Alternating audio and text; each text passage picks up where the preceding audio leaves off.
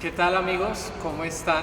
Bienvenidos a nuestra clase número 7 de Exploremos el Nuevo Testamento. Estoy muy emocionado por estas 3 clases que se nos vienen porque vamos a estar hablando respecto a Jesús.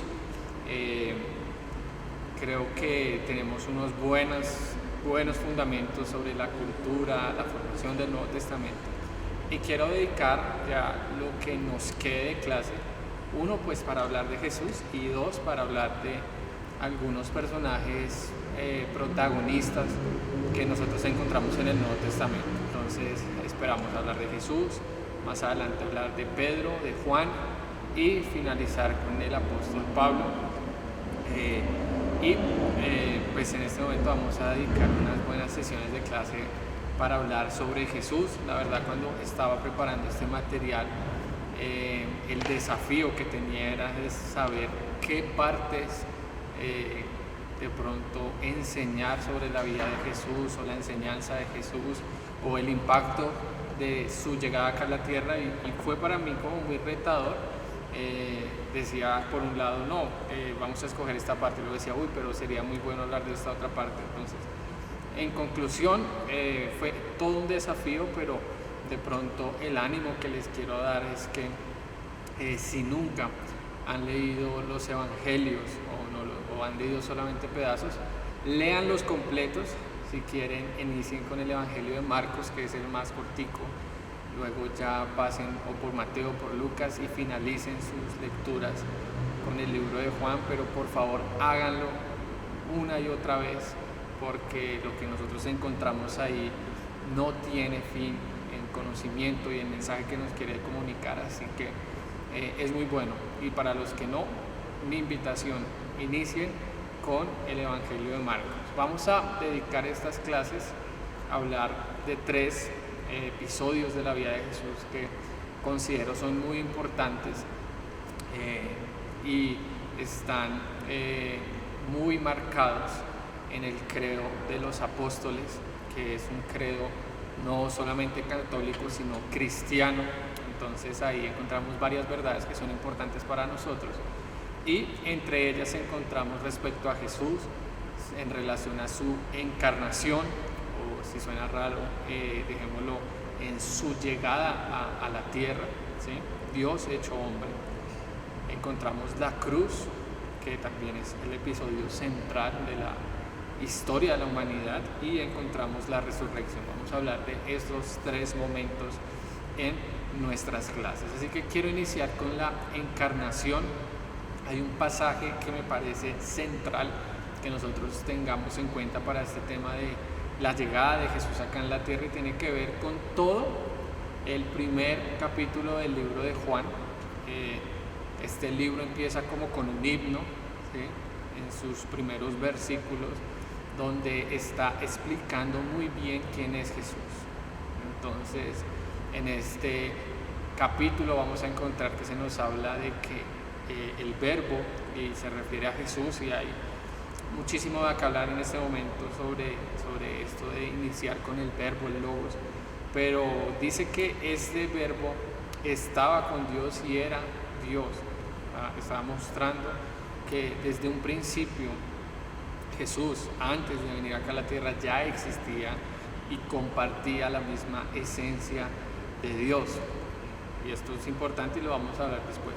Pero más adelante, en ese mismo manifiesto introductorio que encontramos en el libro de Juan, nos muestra algo muy importante, y está en el versículo 14, que dice acá: y la palabra o el verbo se hizo carne, se hizo hombre y habitó entre nosotros, y contemplamos su gloria.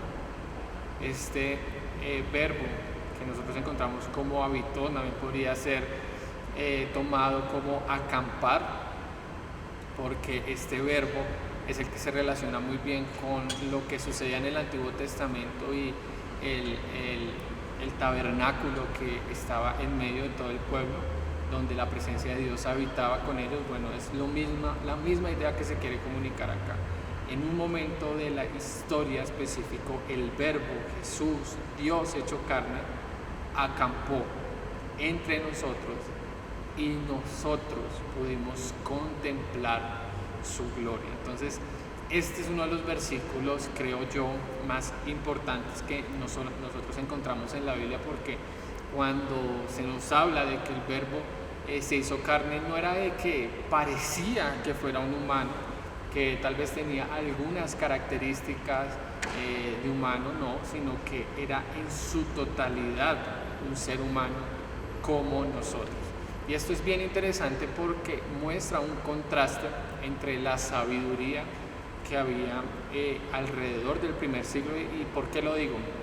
Porque dentro del pensamiento griego, helenístico, que hablamos en las clases pasadas, había algo que era muy marcado y tenía que ver con la separación entre el espíritu, que es divino, la deidad, que es divina, y la carne, la humanidad, que es corrupta, que es algo que no debería ensuciar la divinidad. Entonces es como un conflicto entre lo divino y lo carnal, entre lo humano y lo espiritual, pero nosotros vemos cómo acá desde el inicio se nos está enseñando una articulación de esa unión perfecta entre lo que era Dios santo, espiritual, perfecto, y la fragilidad que nosotros encontramos en la carne, en la humanidad. Así que esto es muy, muy importante. Entonces, esto ha sido de muchísima reflexión para toda la historia de la iglesia. Como les mencioné, ha hecho parte de muchos de los credos de la iglesia, de concilios, y en cierto modo estamos comunicando cuando hablamos de la llegada de Jesús acá en la tierra, de que Él se identifica con nosotros, pero a la vez sigue siendo Dios en medio de nosotros. Y eso es bien interesante porque cuando nosotros vamos a todos estos episodios que celebramos en Navidad, que recordamos sobre el nacimiento de Jesús, todos estos mensajes, Emmanuel, Dios con nosotros, bueno, todo esto que acontece se relaciona muy bien con este pasaje que acabamos de leer. El Verbo, Dios mismo, se hizo humano y hizo su tabernáculo, hizo su presencia entre nosotros. Y lo interesante es que acá Juan, el escritor del Evangelio de Juan, toda la escuela que había alrededor de este libro, de este Evangelio de Juan, comunica esto de que conocimos su gloria. Y más adelante en las cartas, también en las cartas de Juan se va a hablar de lo que vimos, lo que nuestras manos tocaron, toda una participación experimental de la existencia real de la humanidad de Dios. Entonces, esto como un carácter bien importante acá. ¿Y esto cómo sucedió? Bueno, es ahí donde viene también algo muy importante e interesante, porque esta unión, que a veces se conoce como unión hipostática, se da a través del nacimiento virginal de Jesús en la Virgen María. Entonces Lucas 1:35 dice: el Espíritu Santo vendrá sobre ti, está hablando el ángel a María, y dice: y el poder del Altísimo te cubrirá con su sombra, por lo cual también el santo ser que nacerá será llamado Hijo de Dios. Y lo interesante que está sucediendo acá es que se está marcando una gran diferencia entre la humanidad de Jesús y la humanidad de nosotros, porque Jesús no tuvo un padre humano. Incluso esto se aclara mejor cuando vemos toda la genealogía de José, que fue el padre putativo, que vemos que ya al final, cuando llega el momento, la genealogía no sigue con José, sino que remarca el nacimiento de Jesús a través de María, dándonos a entender de que él no participó en el nacimiento de Jesús, aparte de ser un protector de la infancia de Jesús. Y esto es bien importante, este nacimiento que es diferente, que es milagroso, Y cuando hablamos de milagroso, bueno, ahí debemos incluir la fe para creerlo, a fin de cuentas. ¿Sí? Pero en este nacimiento que es milagroso es donde se hace posible la unión en una sola persona, la persona de Jesús, de toda la humanidad en su plenitud y de toda la divinidad en su plenitud. Así que uno de los principales axiomas de nosotros, los que creemos en Jesús, que somos cristianos, tiene que ver con esto, que en Jesús, en esa persona de Jesús que nosotros leemos en los evangelios, vamos a encontrar que en su plenitud es totalmente Dios y en su plenitud es totalmente hombre. Y vamos a encontrar a lo largo de los evangelios algunas evidencias, llamémoslo así, tanto de la plenitud de su humanidad como también de la plenitud de su divinidad. Entonces pensemos por un momento en su humanidad. Nosotros nos vamos a dar cuenta que en el Evangelio de Lucas, que es el Evangelio que más nos habla sobre la niñez e infancia de Jesús, nos va a mostrar que Jesús crecía. Y esto es importante porque nos da a entender de que participó de esos ciclos vitales de la naturaleza humana y que para convertirse en lo que fue bueno tuvo que experimentar y practicar la vida humana, tuvo que estudiar, tuvo que leer, tuvo que recibir las enseñanzas y también tuvo que participar de muchas otras cosas. Además, nos vamos a dar cuenta que en cada uno de los encuentros que Jesús tuvo con las personas, bueno, se recalca un poco una comunicación entre pares, es decir, a las personas lo veían como cualquier otro judío, si bien que tenía una enseñanza de autoridad, que tenía un mensaje diferente, bueno, lo veían como un judío, como una persona. Por ejemplo, en el episodio que Jesús tiene una conversación con la mujer samaritana, nos damos cuenta de que en ese hay una conversación entre la samaritana y ella lo ve como si él fuera cualquier otro judío. Además que en los evangelios se nos habla de que Jesús en un momento estuvo cansado, dormía como cualquiera de nosotros, tenía hambre, tuvo sed, sufrió, incluso murió, ¿sí? Y podríamos decir, bueno, esto respecto a los aspectos físicos, pero también dentro de su humanidad nos damos cuenta que él estuvo sujeto a la tentación. Él no pecó, pero sí fue tentado. Así que no solamente es de lo físico, sino también de una manera integral que participó entre nosotros, al punto de que también fue tentado, que también dependía de la oración para poder seguir adelante, como en el episodio de Getsemaní, y que tenía ese tipo de relación de dependencia con Dios. Así que estos detalles son evidencia de que Él era una persona a plenitud humana como nosotros. Y cuando Él resucita en Lucas 24:39 dice: miren mis manos y mis pies, soy yo mismo, tóquenme y vean, un espíritu no tiene carne ni huesos, como ven que los tengo yo. Creo que hay suficiente evidencia para ver cómo se destaca este aspecto y la plenitud de la humanidad de Jesús. Y esto es bien importante mencionarlo porque ya desde una época temprana de la historia de la iglesia hay ciertas personas de que veían que él simplemente, o que creían más bien que él simplemente era un espíritu, y que negaban bastante su humanidad, porque en parte costaba mucho la idea de creer que un Dios iba a reducirse al tamaño de un simple hombre frágil y débil. ¿Okay?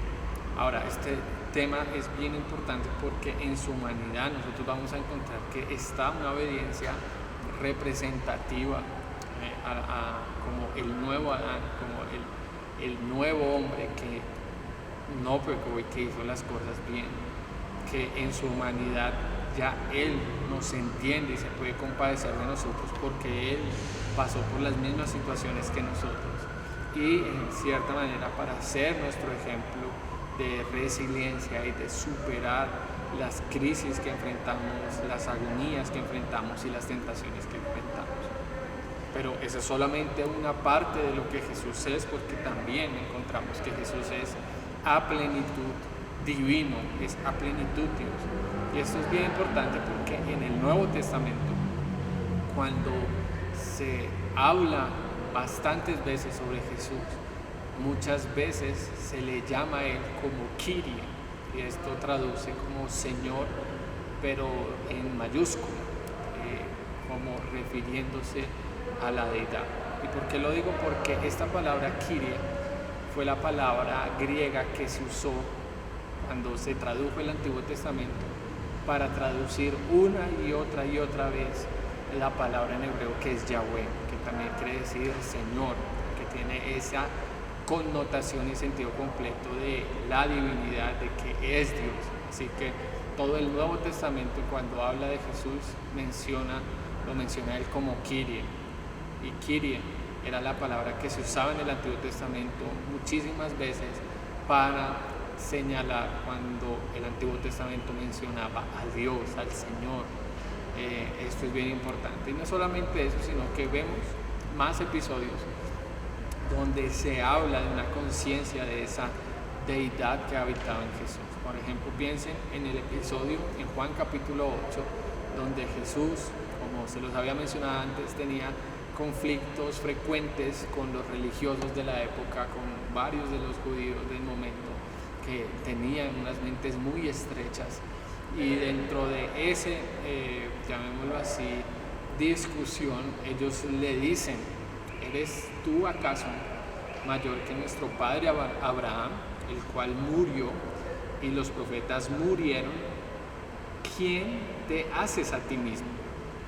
Jesús, en medio de esa discusión, en el versículo 58 les dice: de cierto les digo que antes que Abraham fuese, yo soy. Prácticamente él estaba ahí resaltando, y el evangelista recordando esa conciencia de Jesús de que él era anterior a Abraham, y Abraham es para la historia de Israel el primer patriarca, uno de los primeros personajes de la ley, y uno diría y entendería: wow, o sea, este hombre se está poniendo en un nivel que supera a lo humano y que pues se encarga de solamente lo divino.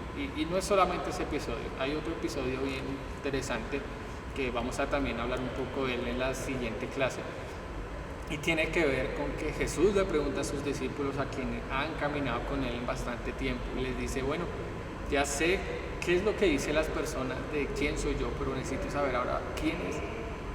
O sea, ¿quién dicen ustedes que soy yo? Y es ahí cuando Pedro responde: tú eres el Cristo, el Mesías, el Hijo del Dios viviente. Y es cuando Jesús le añade y le dice: bueno, así es, bienaventurado eres, Simón, hijo de Jonás, porque no te lo reveló ni carne ni sangre, sino mi Padre que está en los cielos. Esto es interesante porque Jesús no fue como Juan el Bautista, que para los que no saben, Juan el Bautista fue quien preparó el camino para la llegada del ministerio de Jesús y la llegada del reino de Dios. Y cuando a Juan le decían, tal vez como si él era el Mesías, él contundentemente decía: no lo soy, no soy el Mesías. Pero Jesús acá no rechaza ese título, sino que antes le reconoce a Pedro diciéndole: esto te lo reveló mi Padre que está en los cielos, y tú bien has dicho.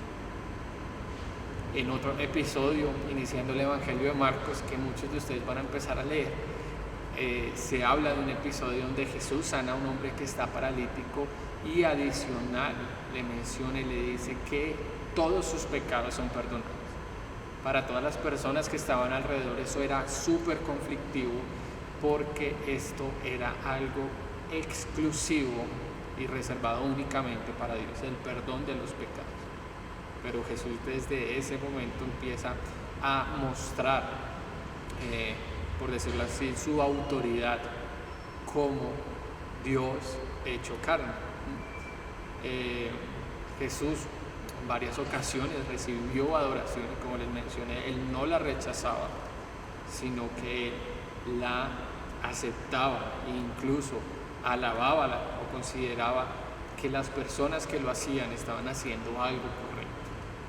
En Mateo capítulo 2 verso 11 dice que cuando los sabios del oriente llegaron, adoraron a Jesús, le ofrecieron presentes. En Mateo 28, cuando Jesús ha resucitado, le sale al encuentro a las mujeres y ellas se acercan, le abrazan sus pies y lo adoran. Y así también sucede con sus discípulos. Entonces, todo esto es como una buena oportunidad para darnos cuenta que Jesús y los evangelios muestran a un Jesús a plenitud hombre y a plenitud Dios. Y esa es una de las premisas que nosotros siempre vamos a creer. Y todo esto se va a volver un tema de mucha reflexión en las cartas de Pablo y en las cartas que nosotros encontramos en el Nuevo Testamento. Por ejemplo, cuando les dejo como invitación o como tarea mirar los pasajes de Filipenses capítulo 2 versículos 5 al 7, que habla de ese despojo de Dios para venir acá en la tierra. Que miremos ese pasaje de Colosenses del capítulo 1 versículos 15 al 23, que es muy parecido o tiene aspectos muy conectados con los primeros versículos del libro de Juan, donde se habla que Él es anterior a todas las cosas, Él participó de la creación, Él pone las cosas en orden a través de su sacrificio. Y la introducción del libro de los Hebreos, donde muestra a Jesús como la revelación última de la voz de Dios. Dice Hebreos que Dios ha hablado de muchas maneras, de muchas formas, a través de muchas personas, pero en los últimos tiempos ha hablado a través del Hijo.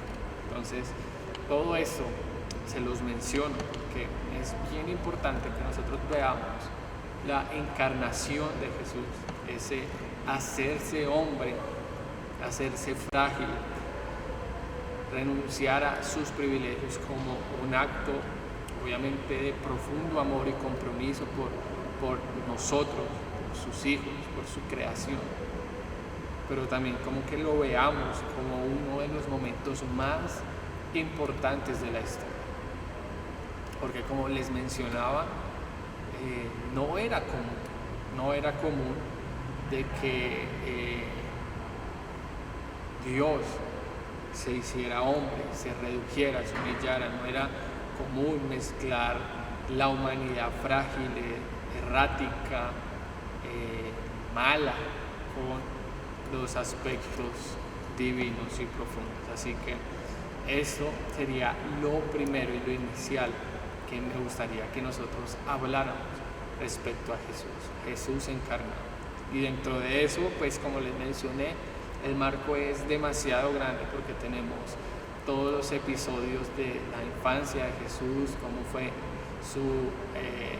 el anuncio a María, cómo fue el anuncio a José, que fue todo lo que sucedió alrededor de la fragilidad y de Dios hecho un niño. Así que es buenísimo girar alrededor de ello, pero recordar de Jesús que se comprometió y se hizo carne, hizo su tabernáculo, hizo su presencia, hizo su carpa y acampó con nosotros, se introdujo a nuestra realidad. Y eso debe ser una pauta, digámoslo así, de interpretación para cada una de nuestras vidas y nuestra lectura de la Biblia. Dios participando con nosotros, no un Dios como del deísmo, que simplemente hace su creación y miren cómo se las arregla, sino un Dios que no nos abandona y que entra a nuestra humanidad y que entra a ese caos en el que estábamos y en el que estamos en este momento.